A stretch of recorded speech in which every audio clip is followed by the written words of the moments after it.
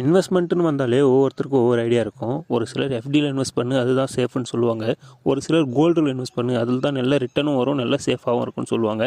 இன்னும் சில பேர் ரியல் எஸ்டேட்டில் போடு, லாங் டைமில் நல்ல க்ரோத் இருக்குன்னு சொல்லுவாங்க.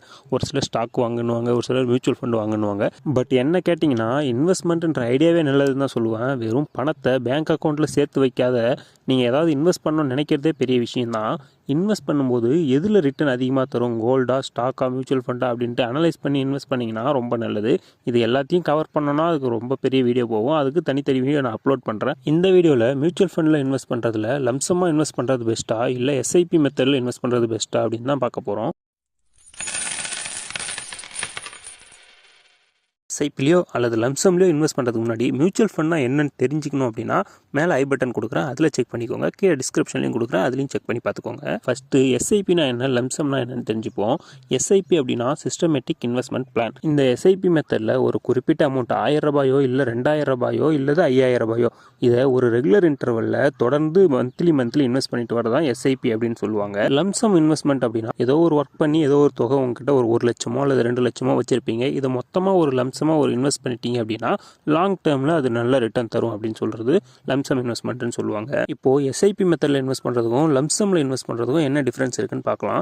இப்போது எஸ்ஐபி மெத்தடில் நீங்கள் ஒரு 1000 ரூபாயை ரெகுலர் இன்டர்வலில் அதாவது மந்த்லி ஒரு 5 இயர்ஸ்க்கு தொடர்ந்து இன்வெஸ்ட் பண்ணிகிட்டே வரீங்க அப்படின்னு சொல்லிட்டு வச்சுக்கலாம். மார்க்கெட் ஏறினாலும் இன்வெஸ்ட் பண்ணுறீங்க, மார்க்கெட் இறங்கினாலும் இன்வெஸ்ட் பண்ணுறீங்க. இப்போது 5 இயர்ஸ் முடிவில் நீங்கள் வந்து 60,000 இன்வெஸ்ட் பண்ணியிருப்பீங்க. ஒரு 12% ஆவரேஜாக ரிட்டர்ன் வரும் அப்படின்னு பார்த்தீங்கன்னா உங்களுடைய ரிட்டர்ன்ஸ் பார்த்தீங்கன்னா 22,486 ரூபாய் இருக்கும்.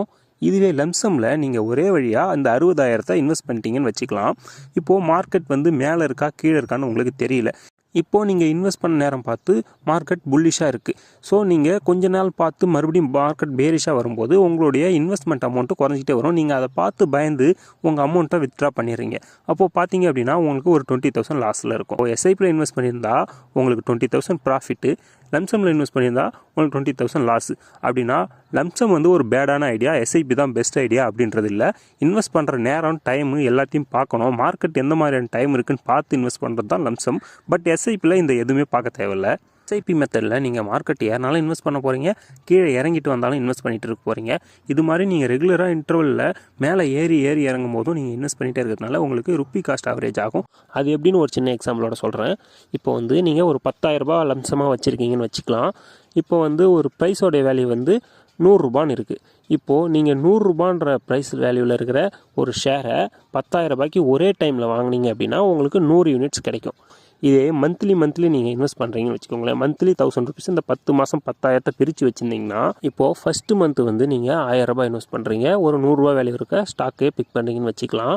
இப்போ வந்து ஃபஸ்ட்டு மந்தில் 100 ரூபா இருக்கும். செகண்ட் மந்த் நீங்கள் 1000 ரூபாய் இன்வெஸ்ட்மெண்ட் பண்ணும்போது அதோடைய வேல்யூ இறங்கியிருக்கலாம். தேர்ட் மந்த் இன்வெஸ்ட் பண்ணும்போது வேல்யூ ஏறி இருக்கலாம். ஃபோர்த் மந்த் இன்வெஸ்ட் பண்ணும்போது திரும்ப இறங்கியிருக்கலாம். இப்படி ஏறி இறங்கும்போது நீங்கள் சிஸ்டமேட்டிக்காக கொஞ்சமாக இன்வெஸ்ட் பண்ணிட்டு வரும்போது உங்களுக்கு 10,000 ரூபாய்க்கு 100 ஸ்டாக் அக்குமுலேட் பண்ண இடத்துல ஒரு 125 ஸ்டாக் 130 ஸ்டாக் அக்குமுலேட் பண்ணுற மாதிரி அந்த 10 மந்த்ஸில் நீங்கள் மாறி இருக்கும். அதுதான் சிஸ்டமேட்டிக் இன்வெஸ்ட்மெண்ட் பிளானு. அதுதான் ருப்பி காஸ்ட் ஆவரேஜ்னு சொல்லுவாங்க. அதனால் எப்படி பார்த்தாலும் உங்களுக்கு நல்ல ரிட்டர்ன் எஸ்ஐபி மெத்தடில் தான் வரும். ஸோ லம்சமில் இன்வெஸ்ட் பண்ணுறது பேடு அப்படின்னு சொல்லலை. லம்சமில் இன்வெஸ்ட் பண்ணோம் அப்படின்னா மார்க்கெட் பேரிஷாக இருக்கா புல்லிஷாக இருக்கா, மார்க்கெட் டைமிங் எப்படி இருக்குது, எல்லாத்தையும் ஃபண்டமெண்டலாக அனலைஸ் பண்ணி டெக்னிக்கல் அனலைஸ் பண்ணி லம்சம் இன்வெஸ்ட்மெண்ட்டை பண்ணணும். நம்ம சேனலில் தொடர்ந்து personal finance, investment, gold investment, mutual fund related வீடியோவை தொடர்ந்து அப்லோட் பண்ணிட்டு வர போகிறோம். அதனால் நம்ம சேனலை சப்ஸ்கிரைப் பண்ணி பெல் ஐக்கானை கிளிக் பண்ணிக்கோங்க. இந்த வீடியோ உங்களுக்கு இன்ஃபர்மேட்டிவாக இருந்தது அப்படின்னு நினச்சிங்கன்னா வீடியோ ஒரு லைக் பண்ணிவிட்டு கமெண்ட் பண்ணுங்கள். உங்கள் ஃப்ரெண்ட்ஸ் அண்ட் ஃபேமிலியில் யாராவது இன்வெஸ்ட்மெண்ட் பண்ணிட்டு இருந்தாங்கன்னா அவங்களுக்கு இந்த வீடியோவை ஷேர் பண்ணி விடுங்க.